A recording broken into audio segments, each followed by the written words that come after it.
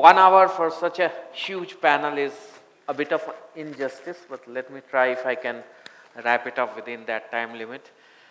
I must tell you, this is one of the best panels that I have ever moderated, because I have almost everybody sitting here, all the corners of the EV ecosystem or the new green mobility ecosystem. That's what we would like to call it. But before we start the session, I would like to start from when you start into some business, you design, you plan, you get into that space. For that, Dassault system is a company or a platform where we start the design or development of any product. So I'd like, Edward, your point of view on looking at India when we design a product in terms of green mobility. What are the challenges you see, and what are the opportunity that lies ahead for these startup ecosystem or the EV industry that is trying to move ahead in this direction? Well, I think one of the big challenges that's coming up is there's the disruption coming in from the electrification, and you've got a need to scale up an industry. You've got a need to bring this in with the teams you have today, the education system you have today, and provide that transportation. So one of the things that's very important is making sure you get high engineering efficiency out of these teams. Software and simulation is a key way to make this happen. If you take a look at how a traditional car is designed, the challenge you have with traditional car design processes is they're very physically based. You're using physical prototypes, usually to focus on making changes, discover what you need to fix, and then pushing your design out. A lot of the testing has to take a look at things that happen at particular points in time, particular types of weather, and you're shipping cars around the world, you're shipping cars to locations, prototypes, all these delays that slow down how fast you can solve the problem. By applying simulation, you have the ability now to make this happen very quickly, because you can scale, because you can buy the computing infrastructure, you can rent the computing infrastructure to quickly test any question you've got. You can scale processes by bringing more people in to make things happen quickly. And this in turn provides the advantages of beating traditional processes, developing the product you need, and getting a solution out to market very quickly. So Anil, I'd like to bring you here. You have been a traditional supplier to this automobile industry when ICE engine existed, and it is existing, and some say it will exist for another 20 years. For you, how are you prepared to take on the changing environment when it comes to your business as a supplier? How EV is throwing challenge, and how are you coping with that? Yeah, Nabeel, as you know that we are in this automotive industry for more than 100 years of experience on motors. And this has been, of course, IC engines will stay for some more time. It will coexist, and it's not an immediate switch that's going to happen to the EV. EV will come, but the question is when. And this, all of us, we have debated this quite a number of times. It depends upon the ecosystem that we spoke about. When we look at the IC engine ecosystem, it has evolved over 100 years. So that means it's a well-established supply base, and then it is the depth of manufacturing is pretty huge. The number of components in IC engines are so many. So 600 plus of those components are going into the IC engines. So this is, I would say everybody would like to resist a change, but I can tell you this change will happen, and will happen fast.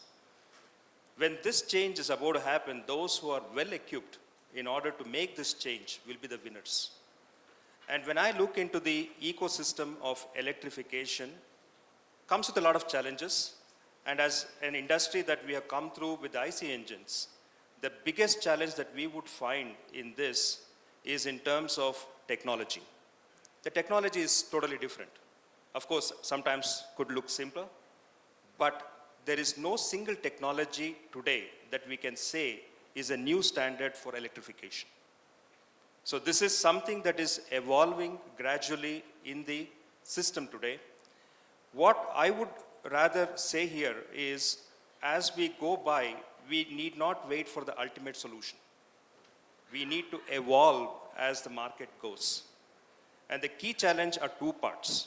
One is, I would put it on the policy side, which is important.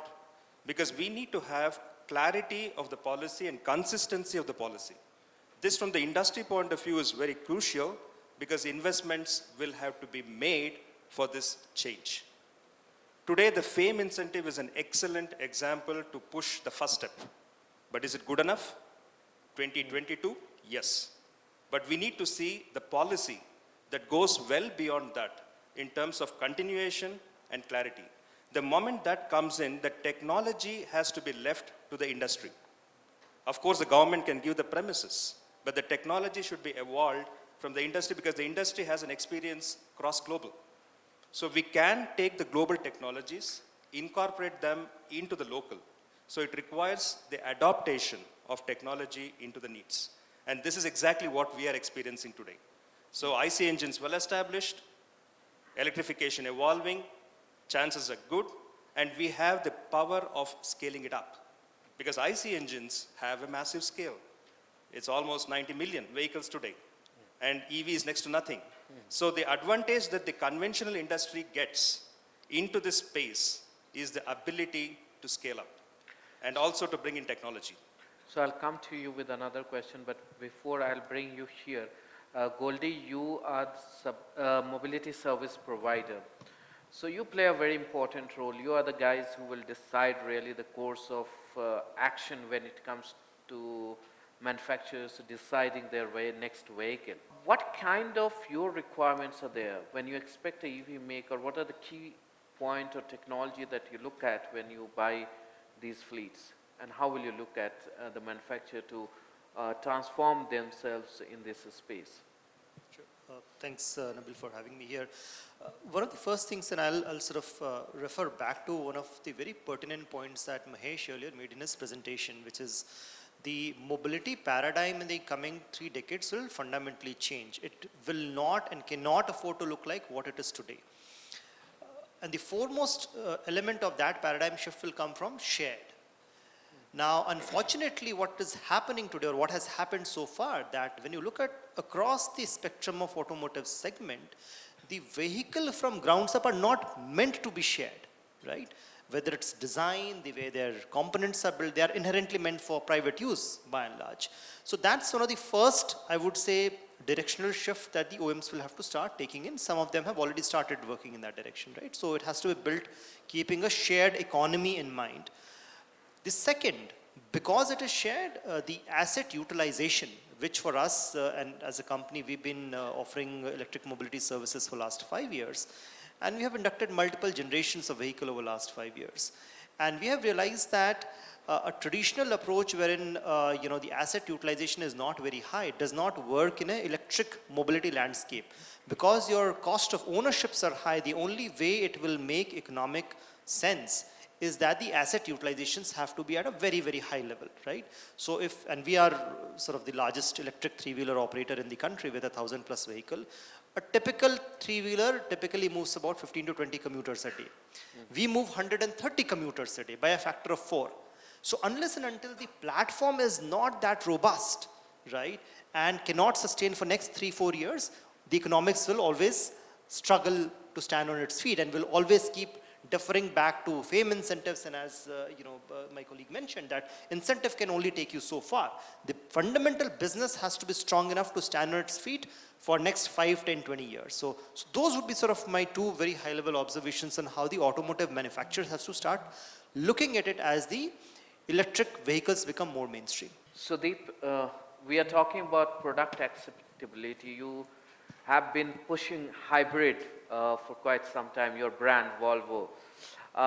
Look at I have driven hybrid in Delhi city, but it was very fine in city because your speed limits are restrained to 50, 60. But once you go on highways, you're not able to utilize that, because you have to move faster, you have to reach somewhere faster. You completely changes, your priority changes. In such a scenario, how do you justify a hybrid technology to be working out? Because you drive 90, 80 and there your hybrid doesn't add any value in terms of cutting emission or in terms of reducing the fuel efficiency. Thanks, Nabeel, for having me here. I think the key word is not hybrid. I think the key word is plug-in hybrid. And those two words, plug-in, is the most important in the entire hybrid economy, a hybrid ecosystem. Nabeel, I think we are missing a point here. So if you talk So- about plug-in again, you have that problem. Yeah, with so I'll infrastructure that has to be done. try and quickly throw some product information on this. If you look at China, if you look at Norway, their mobility ecosystem, the personal mobility ecosystem at least, even the buses, it's shared between plug-in hybrid and EVs. So people who are staying inside Norway city, Oslo city, they are driving EVs. People who are staying in suburbs are driving plug-in hybrids. Now, if I may ask a question here, how many of you drive more than 30 kilometers a day or 40 kilometers a day? Please raise your hand. Quite a few. Quite a few. But there are quite a few who are not. Now, in a plug-in hybrid, whoever has not raised a hand is driving electric every day from Monday to Friday. Okay, you talked about carbon emissions. How much is a carbon emission for a small hatchback? It's about 150. For a plug-in hybrid, now our SUV is like 2.3 tons. That plug-in hybrid carbon emission is only 49. So there is an immediate impact on the environment. We should look at technology agnostic solutions. We should not look at electric mobility or electric cars or electric trucks and buses. We should look at, mobility that gives lesser carbon footprint, and the government should look at policies to benefit lesser carbon footprint. I think that part of the puzzle is still a little bit of a challenge. The eventuality of full electric, the government has a fantastic policy, and we are also geared up to it. But on a plug-in hybrid, you can just drive the car like an electric car on a daily basis. And you want to go from here to, let's say, Chikmagaluru, you have no problem of range because the plug-in hybrid has a regular ICE engine which can charge the battery, and you can get back to electric mode. You can But swap speed between and hybrid power- and electric mode, and you have enough power. Absolutely enough power. There's no challenge on that front. One can go 100 km. Oh yeah, absolutely. 400 horsepower is what we deliver. Oh. It's more than ICE engine, So I think we need to look at, rather than e-mobility, we need to look at sustainable mobility. Varun, you are into battery space, battery manufacturing space. That is one of the big challenge that we are facing when it comes to EV. The cost is a big factor. How do you see the future landscape? Do you see that improving? How quickly it can improve? What are the chemistries available that would help the ecosystem to bring down the cost, maintenance cost, or it can bring down the complication? But like we have seen a lot of fire incidents happening. How is it working out there? Well, first of all, I would like to clarify that we work on all parts of the EV ecosystem in terms of the technology. So we make the whole drivetrain, not just the battery, Okay. as well as vehicles, right? But when we come to batteries, I see that there will be two kind of chemistries which will lead, which is NMC and NCA chemistry. Okay. NCA chemistries are a bit more touchy when it comes to fire. Let's say that. You can still make them safer, as we have seen in Tesla cars, right? No, Tesla also reported multiple fire incidents. Yeah, but if you look at the recent incident of a Model 3, where there was a huge damage to the front of the battery pack didn't catch fire. So there are ways to improve on those cells. If you look at an individual cell, it goes crazy. But if you are looking at a battery pack, you can design it really, really safe. And that's what we are working on. A lot of our testing is destructive testing of those cells and see that the nearby cells should not catch fire. Right? So it is completely possible, have been shown by companies. It just requires a lot of R&D, right? If it comes to the safety aspect of it. In terms of price, what I can see is as the volume is increasing, the cost of manufacturing these cells is coming down. But because right now the demand is huge, manufacturers are not reducing the prices of these batteries. But the cost is coming down. So as soon as there is an oversupply of batteries, because a lot of new manufacturers are coming into the play, China wants to lead the way and don't want, and want to repeat what happened with solar panels again in case of batteries, you will see that 3 years down the line there might be a sudden jump. It might be 2 years down the line. We'll just have to see. So when we talk about, you talked about testing, what are the possibility, what are the conditions you have explored? Do you think you have done enough testing, enough conditions, enough permutation and combinations you have used that? So Is there research or something that you do before getting So to we do battery cell penetration testing on the cell level and then on the battery pack level. We do short circuit, overcharge. We do it in different conditions when the battery temperature is low, battery temperature is high. We do it at different charge voltages, so at 4.2 volt level, 4.1, 4.0. We run a whole lot of tests on this. And yeah, a lot more have to be done from our side. So what I understand, these are the regular testing that you are doing, but there are a lot of possibility that we probably don't think about that could come across. Edward, you are an expert in this area. You provide a virtual capability for testing variety of possibilities. So could you give us some sense how globally it is expanding when it comes to testing? Because the time to market the product is reducing every time, and in such a scenario, testing a product physically in all those parameters, that is increasing every day. Millions and millions of options are there, millions of conditions are there to be tested. How simulation is helping in that category, if you could put some light. Well, let's start off by talking about what testing a battery usually involves. Usually you're taking a look at this device, which is a very complex chemical system. You need to take a look at different operating conditions it has. So batteries are going to be full, they're going to discharge, they'll be empty. They behave differently across that. Batteries behave differently as they change temperature. They also behave differently as they age. Now, you can see from this that just simply characterizing a battery involves a very, very large investment. You've got to have facilities that you can control these things. It takes a long time to move them to these different operating conditions. Collecting the data becomes expensive, and even the variation in manufacturing is another thing you have to consider.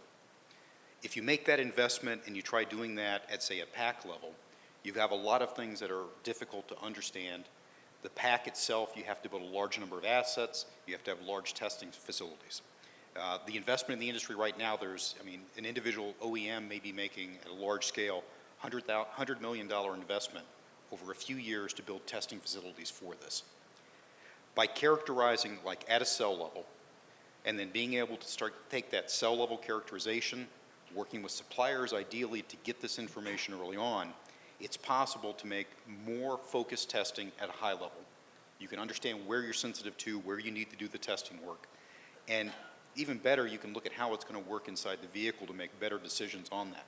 Now, the tricks you have to do is you have to have good geometry, good partnership with your suppliers, geometry, as much data as possible early on, and then have repeatable, reliable processes that let you build that up to what your system will look like without building prototypes.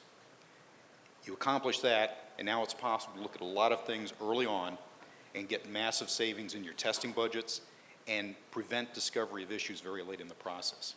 And that's what simulation really offers.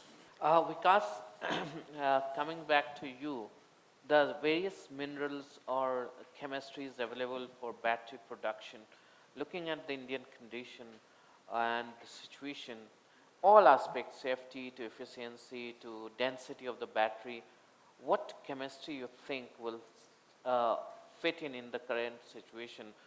If you can go deep into the category-wise, like two-wheeler, three-wheeler, commercial vehicle, if you could give some sense. So Nabeel, first of all, thank you for inviting me to the panel, and thank you all for being here today. Benchmark Minerals Intelligence, just a one sentence, is we are a consultancy focused on lithium-ion battery supply chain. So the minerals question is very apt for what we do.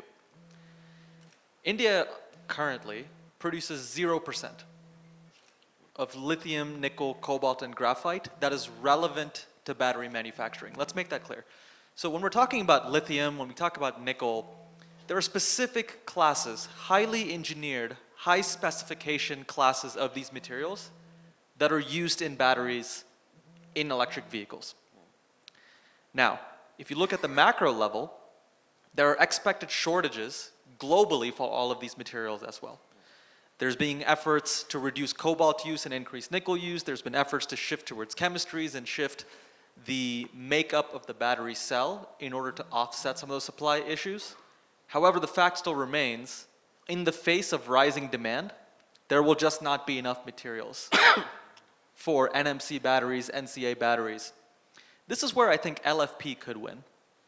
Because if you look at the LFP chemistry, only one of those materials, only lithium, is facing a severe imminent shortage. There's significant amounts of iron, there's significant amounts of phosphates out there. The other advantage with LFP is if you look at an NMC or an NCA chemistry, the specification of lithium chemicals that you need for those chemistries, in conjunction to what you need for an LFP chemistry, is significantly tighter.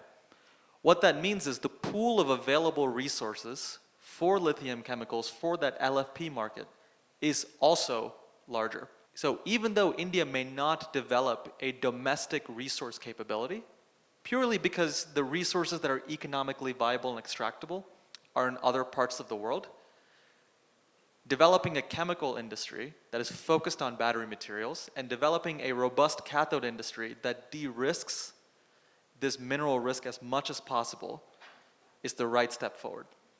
And while there will be a basket of different cathodes that are custom tailored towards individual applications that will work, I would strongly suggest not to discount the relevance and importance of LFP going forward.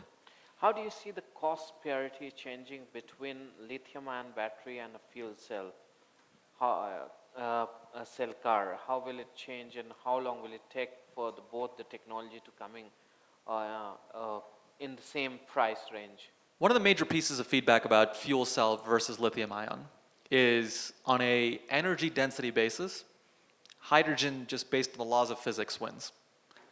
However, when it comes to infrastructure and when it comes to translating that energy density and the efficiency of the motor into actual performance, this is where hydrogen fuel cell today is lagging behind lithium ion. Now, investments are being made by multiple companies, especially some of the larger oil and gas companies who have spent 150 years extracting hydrocarbons are looking at hydrogen as a solution. In terms of batteries and what it means for cost parity of batteries to internal combustion engine, because I think that's a very relevant discussion to the people who are on this panel today. The price of batteries and battery cells is indeed coming down, of course, due to the fact that there are almost 2 terawatt hours of battery factories that are being built around the world by 2028 for this market. However, at a certain point, engineering scale, engineering efficiencies can only do so much to reduce the dollar per kilowatt hour cost of lithium-ion battery cells further. We've already seen a reduction since 2005 from $1,000 per kilowatt hour to now around $120 per kilowatt hour is what the Western OEMs are using in their battery cells. There's not so much more that with the current chemistries that $120 per kilowatt hour as a compounded aggregate can go down. Effective materials management, effective safety management, as has been contemplated by lots of the people on this in the panel today, this will be the next step towards reducing the costs of lithium-ion batteries. Not the prices, but the cost, because once again, as was pointed out, price and cost are two very different things in this market. Akash, you have been working in battery pack space for quite some time. You started very small, now you are expanding. What has been the key learning for you? People out here, they might be expecting to debut into this space. What is your message to them? And what are the difficult tasks that you have been dealing with while you are moving ahead in your business? So I'll just review the availability of the resources and minerals again. As we can see, Indian government has convicted over made a mandate by 2030 we'll be having 7 million electric vehicles on the road. If we account for the same, the lithium-ion demand will be only 0.1% of the available resources around the globe. So we can say the lithium resources are available in abundance. It's just but not in India. That's South America, China. Of course, Bolivian countries, Chile, Argentina, all these, Bolivia has made a contract with Indian government recently, the MOU signed between us. We can have import channel directly from them. When coming to nickel and cobalt of course like Congo has abundance. And nickel, China also has to import it from Indonesia. Graphite, India account for 12.5% of the global graphite. So it's all about making it available for the manufacturing, making it usable. That's what needed. So are the manufacturers welcoming you because you're an Indian company, you are starting it here, you're just bringing the packs, you do not have the cell manufacturing capacity for a startup like yourself. How much acceptance do you see among the big manufacturers or vehicle manufacturers especially? So it's already been 3 years we have been working over the cathode development along with our counterparts in Germany, Darmstadt and China. We are planning to start up something in coming 2 years for the cell manufacturing itself. We have a strong plan of how we will be establishing first R&D unit in China and then taking it back to India again. So, and there are various manufacturers who are keen to just start up manufacturing in India as well. It's not the point of the unavailability of the resources only. It's about the availability of the support and system by the government and the governance. We can see, we have seen industries being developed for the solar, semiconductors, and then got crushed. Why? R&D wasn't available. So I would suggest governments should give more incentive to the R&D companies, to the companies who are working over developing things for the futuristic approach, developing cells rather than just assembly only. If those incentives will be given to those people, definitely we will have a sustainable system. It's not about only the faster. We can't be doing the robust and faster without being sustainable. We should develop a R&D system, development techniques, engineering system, and that should be supported by the government. Hari, you are an investor in one of these startups in battery management system and battery manufacturing. What really encouraged you to get into and put your money into this space? And will you encourage more people to come in this space? And what are those points that you think is worth considering? Definitely, Nabeel. Thank you so much. Thanks for inviting and thanks for all of you to come over here. As a matter of quick introduction, I'll just introduce my fund, which is Istock Ventures. We are an early stage technology fund. We invest, we have a very high focus on mobility startups. Besides Ion Energy, which is the BMS company where we have invested, which I represent today, we are also invested in other formats such as Bike Taxi, India's largest bike taxi company, which is Rapido. We're investors in a carpooling company. We're also investors in a company that shows dynamic advertisements on moving vehicles and so on and so forth. So the way we look at the mobility market is, see, within the different investable opportunities, mobility is a very, very significant and attractive opportunity to invest in, primarily because all of us here, the way we need to eat every day, we need to move every day, right? And if you look at such a large country like India, there are multiple modes of movement and multiple use cases. So we typically look at a sort of a multi-axis sort of a framework where you have differing price points and differing sort of lengths of transport that is required, right? So you have the first mile, last mile, where probably you might have to quickly reach at a very low cost manner. And then you also have the pyramid where, you know, people are willing to travel at, you know, 1 lakh a kilometer versus 10 rupees or 3 rupees a kilometer as well. So there are these multiple dimensions. So we look at these as not either or solutions. It's all going to exist in combination, in continuum. Like Mahesh at Mahindra Electric was telling. So it's a multimodal sort of a solution that's going to work, right? So that's where when we looked at the BMS opportunity. So we were looking at, as early stage venture investors, to invest in areas which are not very capital intensive, but which could have a wider application.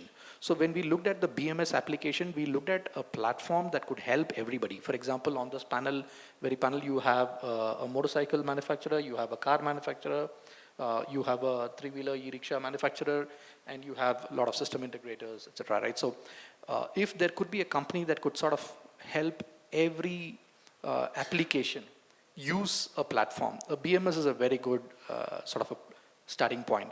And Ion Energy not only develops its own BMS, it also gives out a platform on top of which, let's say, a smarty can develop their own custom version of the BMS with starting point as the base BMS that we offer, so that it's quick to market.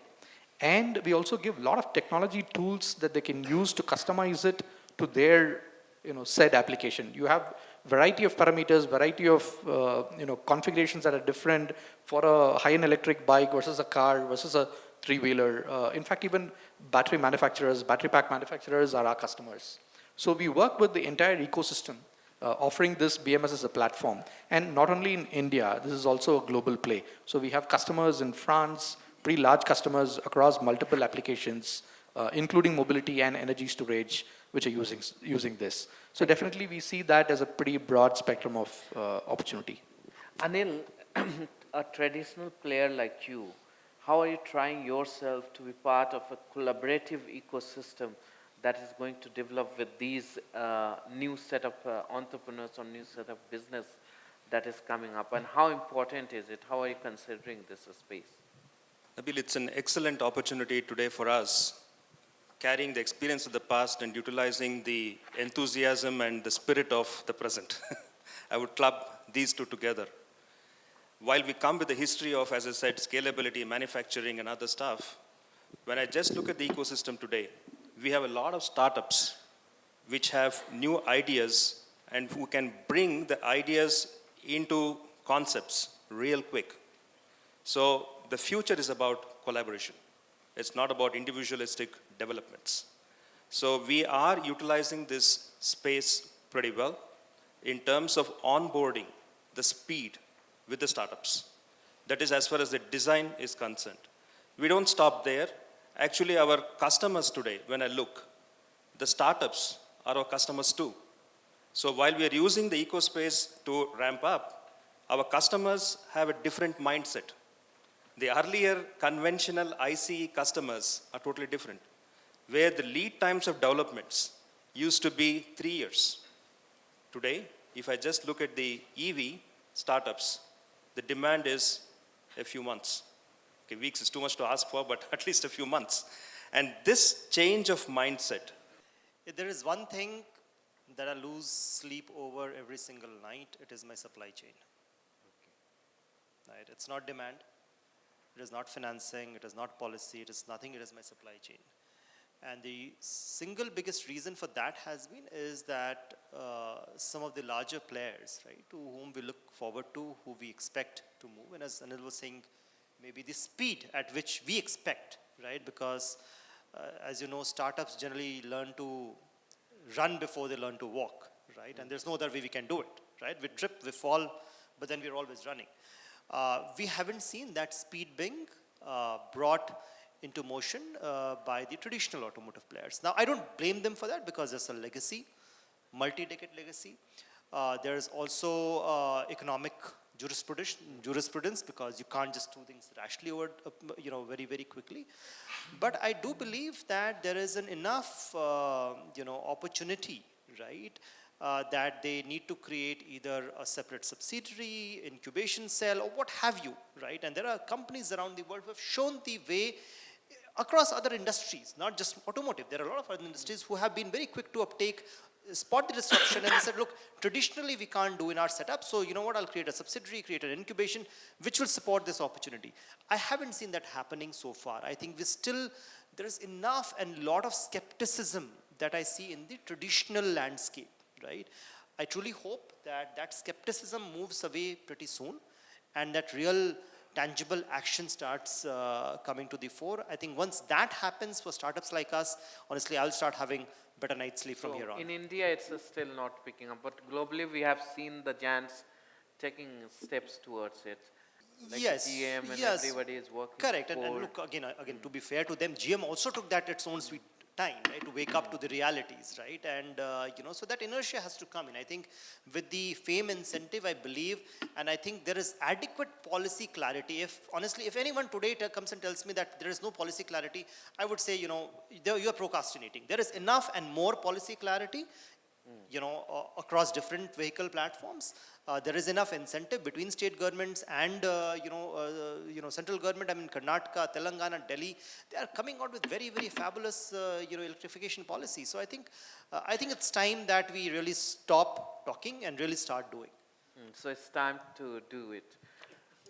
Sudeep, why are you not fast? And by the way, and just Sudeep, before you come in, I mean, I'm not saying do it electric, but do something, right?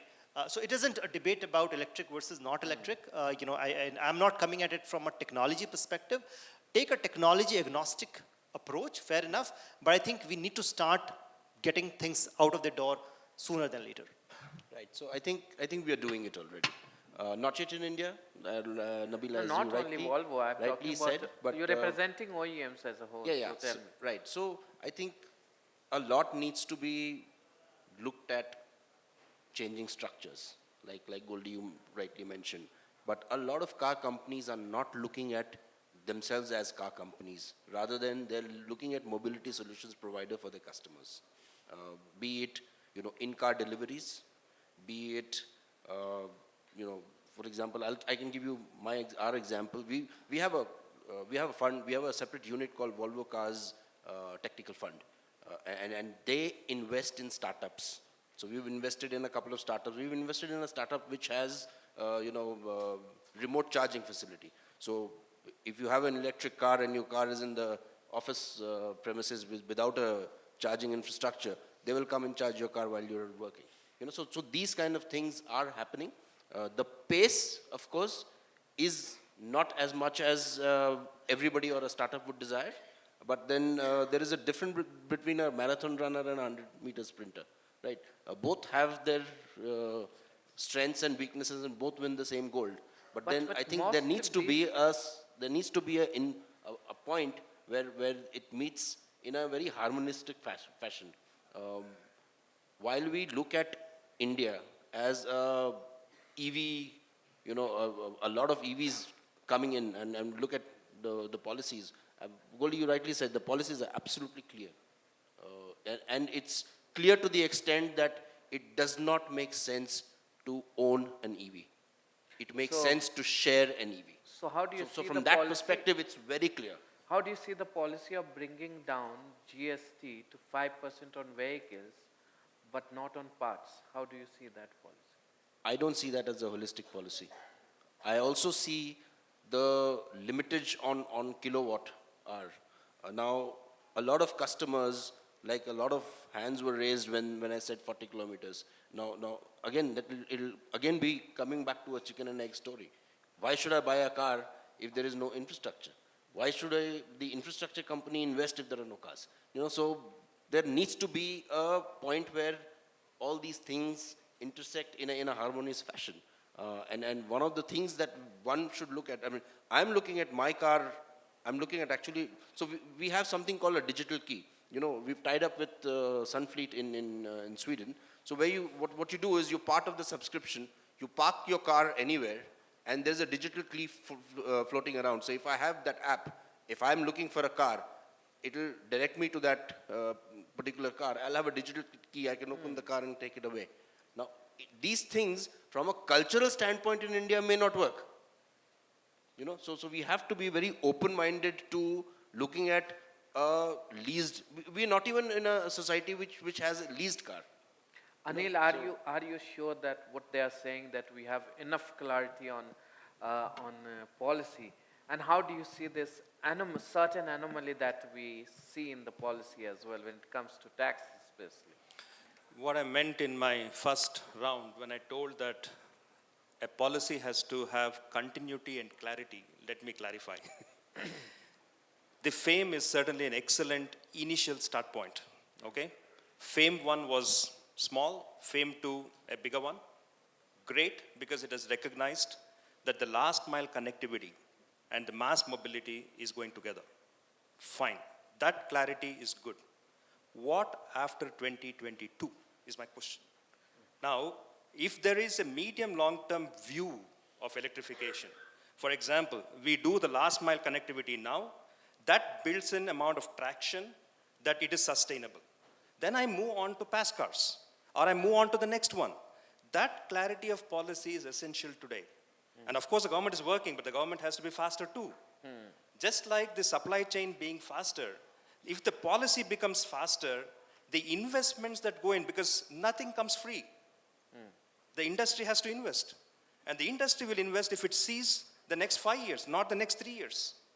So that's where I come from. So just to clarify, we will have to have this view of the policy. When we say 2030, we have to be there. How does the policy support till 2030, not till 2022, is what I meant. So this is the clarity of that. I'm tempted to answer Goldie's point of the speed, because we are working on this speed parameter now for the last few years now. But I can tell the supply chain is having an inertia. And the competence that the gentleman out there spoke is one of the bottlenecks which we have to overcome. Nobody can help us. And if we keep complaining, we'll complain forever. So how do we now make the transition of competence? The transition from mechanical to electronics, the transition into software, the transition from products to solutions. Unless we are faster there, the speed will never come. And we have to be very clear, the future is about safety. In our hurry to finish a product, if we end up with an unsafe solution, we are dead. So the balance between competence to resource to a solution has to be clear.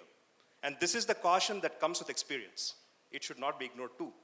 So how do we, along with the end customer, race up is our challenge today. But it's a challenge that we have to take, and FAME is one thing that has given us the deadlines. October 1st is the deadline for the three-wheelers e-rickshaw. And April 1st is the deadline for the two-wheelers. So that means with these deadlines, the phased manufacturing program will make the value stream run faster. So I just want to clarify this. So before I open the floor for questions, I'll take last question. Edward, Edward, we understand the mood of the panel. We see that speed, safety, these are two key points that we are discussing today. If you talk about manufacturing, before things go on the manufacturing platform, the design and development plays very important role. If you design or develop a product in a certain way, in a perfect manner, then your time is cut, time to market, production, everything can be channelized and can be bettered or perfected. What are the key message that you would like to give to the ecosystem when they are going to launch a product or planning a product? What are the key elements they should take care of before they step into this space? Well, what you'd like to do when you launch a product is you'd like to know what happens when that product's in your customer's hands over its entire lifetime. That's what everybody would like to know. You start with the concept, and will this concept do what I think it's going to do? Or will I be surprised? The last thing you want is when you put the product out to be surprised by what happens in the customer's hands, or before that, what happens in your manufacturing system. That can be done traditionally by having people think ahead, but there's a lot of things that you just can't see the interactions on. Simulation is a way to rigorously approach discovering what your product will do, applying tools for visualization to see how it's going to be in people's hands, seeing what the experience is your customer's going to have. And the only way to do that quickly, the only way to do that without having bottlenecks that show up because of prototyping, bottlenecks that show up because of having to assemble resources, is by doing it through simulation. And in fact, to a certain extent, I firmly believe that you can offer, through simulation, a better set of insights because you can see things that are just not going to be available or visible that you would get through the traditional development means. And so as you try to make things happen this quick, you need that insight, you need that certainty, and that's what you need to move forward and be successful. So here we open the floor for question. You can raise your hand and you can also tell who this question is pointed to. So please make the mics available to these gentlemen. And please keep your questions short, crisp, and pointed. Yeah. Thank you. Myself, Yashodhan Gokhale from Octilion Power Systems. My question is to Mr. Goldie and Mr. Anil Kumar. As they mentioned about the supply chain, as we are battery pack manufacturers, and we are facing the issue, like for example, wiring harness for 650 volt, bus bars, connectors. we don't have availability at the moment here in India. Nobody manufacture the high standard wiring harnesses. So how you deal with that in near future when there is a timeline with the FAME to October and April? Yeah, I'm not an expert on the wiring harness side because I come from the motor side of the industry. But there are challenges similar to that for us too, where today we do not have that portion of the technology or the competence that exists today. So initially, of course, we get it from outside. And that is where I was relating it to the investments. Because finally, what ultimately translates to make that in India is what is the scale? How much do we expect? Now, if the numbers are just 1,000 as what we see today, you can forget about this getting established now. So eventually in the value chain, you will have some components which you will localize, which is worth localizing, and some would continue perhaps in the value chain, some critical ones being imported. We cannot expect everything to be localized overnight. 100%. 100%. This will not happen. But the scale will pull us towards an ultimate localization. And when, of course, is a question mark that right now I don't think anybody in the panel also can really put their point and say this is what it is. But this challenge, I would say, would remain. It's a question of commercial and competence. Myself, Smehulgar, just wanted to have a common understanding from the whole forum. Since we are talking about green mobility, there are two questions on this. Firstly, I would like to understand, since we have a huge demand of bulk manufacturing of batteries, we are talking about we'll reduce pollution with electric vehicles. There is something, if we are manufacturing huge amount of batteries, it will also cause pollution. So what is your say on that? Secondly, if I'm talking about charging infrastructure of electric vehicles and electric vehicles battery, what is your guarantee or what is your R&D says as of today, if I'm sitting in an electric vehicle, it will not explode? Maybe in the charging stations, in the, in the premises of use society, in the basement parkings. At some point of time, we can also see if 200 or 300 cars are being charged, there's a possibility of explosions also. So what are the safety measures you are at the same time taking on this? So I'm happy to take the first question, right? And I think I'll ask one of the people on the second one. On the first question, essentially you're talking of a typical well-to-wheel pollution, right? And this is both a misconception that, we are switching to electric and electric will come from somewhere and there's a manufacturing activity. Yes, all true. And I don't think anyone can claim that from, say if there's an indication of 100 being the highest pollution, you'll get to 0. But 100 does not stay 100 when you move to electric. It becomes about 70 and it's getting better, right? That's one thing. So the well-to-wheel certainly comes down. There are enough reports which indicate that it comes down, right? It may not become 0, number one. Number two, and this is something that I've been itching to say, and I try and make this a point in all the forums that I go at, a lot of the discussion today, right, from the beginning has focused around technology, has focused around economics and investment. The discussion that sadly remains missing is the public health crisis that we as a country are facing. How many of you are aware of the number of people that are dying every year in this country because of air pollution in our cities? In Delhi, the city that I live in, I have a 7-year-old son, you won't believe he actually smokes a cigarette every day. You know that? At least 8 cigarettes. He smokes a cigarette at 7 years of age. I can't do a thing about it. Right? I can give him the best school, best home, everything else, but I can't prevent him from breathing the air that he's breathing in the world's most polluted city. So yes, there is an economic debate of when we should do it, at what speed, should we be sprinting or running marathons, but there is a public health crisis in Delhi. About 70,000 people are dying due to air pollution. 30% of it is caused due to vehicular emission.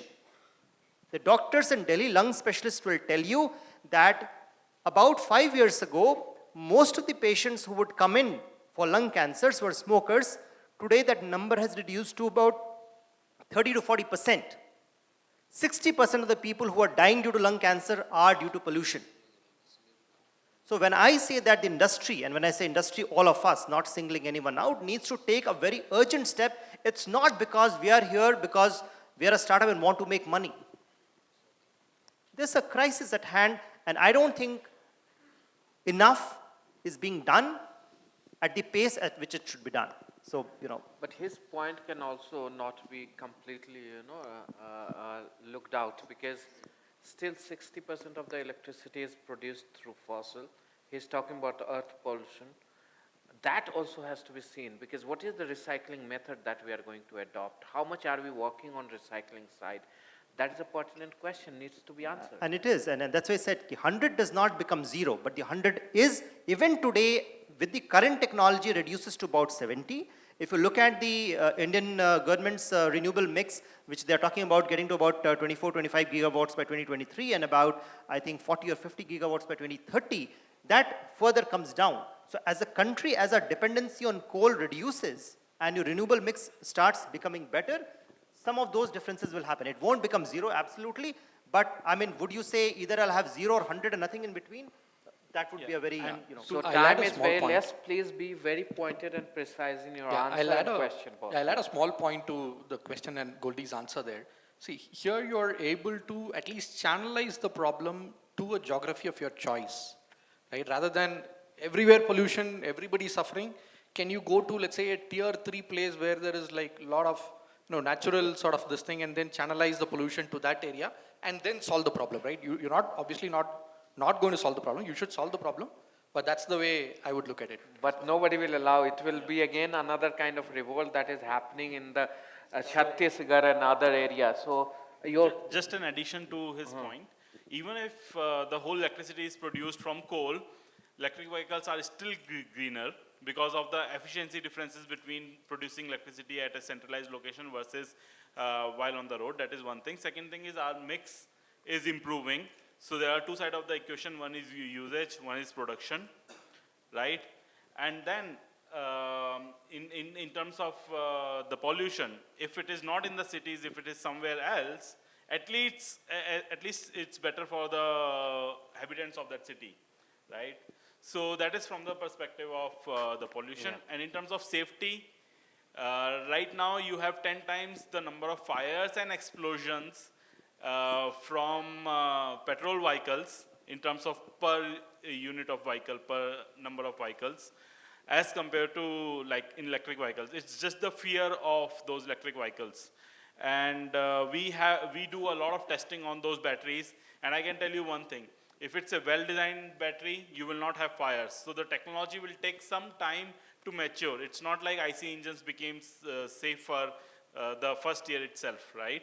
So probably 5 years, 10 years down the line, you will hardly have any electric vehicle fires. But the fire incidence in IC is for different reason. It's not always manufacturer enabled or manufacturer triggered. It's the manhandling of the vehicle or wrong handling of the vehicle that is causing.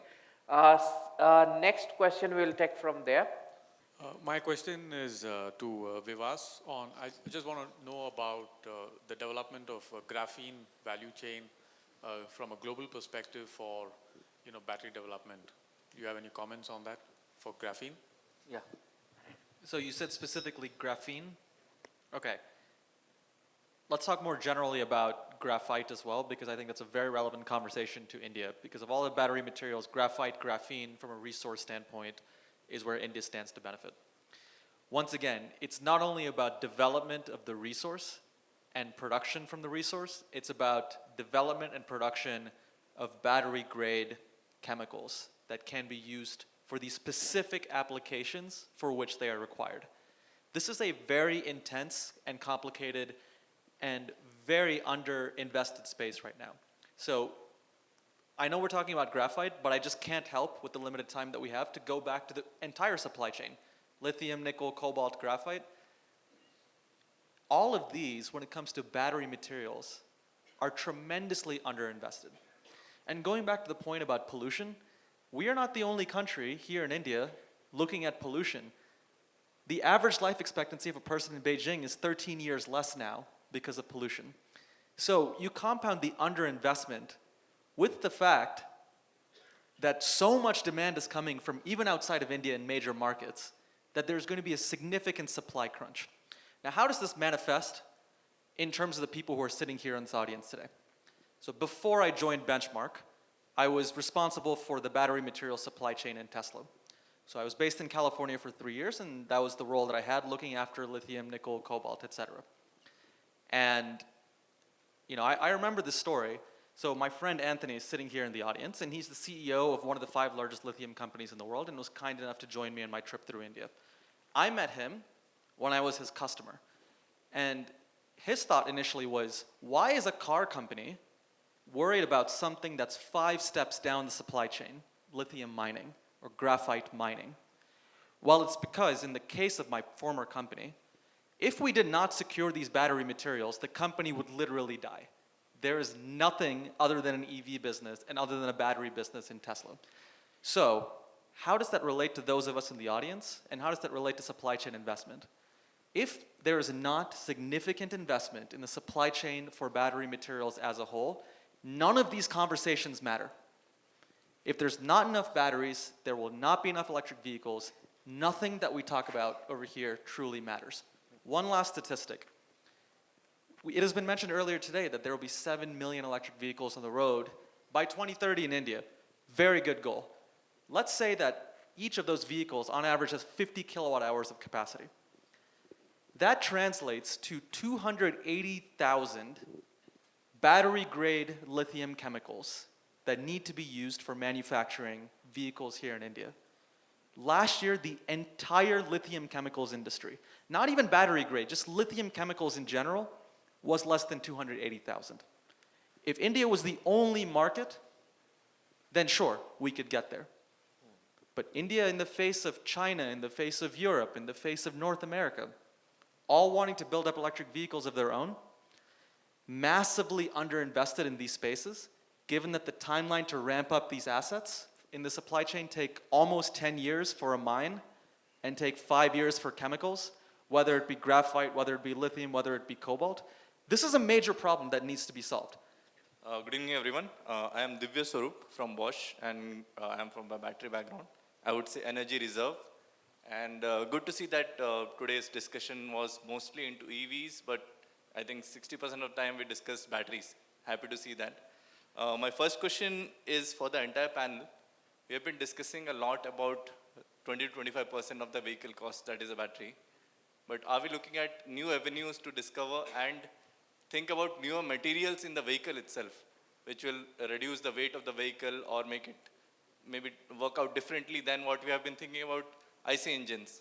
So are we working, is the entire industry working on that, improvising the material of the vehicle? That is for the entire panel. Specific question to Akash and Vivas. Firstly, appreciate Akash that you are thinking on getting cell manufacturing to India, because when Mahesh was presenting, he told 84% of our imports in oil is happening, and that's not good. But in battery manufacturing, I think most 95% of the cells is imported from China or other countries. So that's also not good, right? So I like your vision in that. I would ask, what is the challenges that you see in future for cell manufacturers in India? And for Vivas, the question is, you told LFP is a good chemistry, but in a temperate country like India, which has these kind of batteries have a higher temperature tolerance, will this work? Will LFP work? It's a series of questions, and we are running out of time. I So think I'd two questions suggest, you can take. One is on the one material of question we will take. One question, I think. I can give one sentence. Oh, okay, one sentence and one sentence. That's Thank it. you, thank I'm you. so sorry about the time. Yeah, go ahead. One sentence on your question on LFP. LFP is cheaper and safer, and it can be optimized to the use case of the specific Indian consumer when it comes to cycle life and in battery pack management. If replaceability, if battery swapping is a business model that takes off, then this concern is allayed. One sentence on the weight management of while it is possible to reduce the weight significantly, but it will add to the cost. So use of carbon fiber, for example, it will add to the cost. So it will not be commercially viable for any business to, or any customer to do, But I think 5%, 2%, 10% weight loss is not the point. And just one more thing on safety. Somebody talked about battery safety. If I take this as a car, everybody is looking at putting the battery in the conventional engine space. How about putting the battery underneath, like some of us are doing? So that it's in the tunnel console of the car, which is completely secured from all sides. So that's it. That comes to the end of this panel discussion. Thank you so much, gentlemen, for being so candid.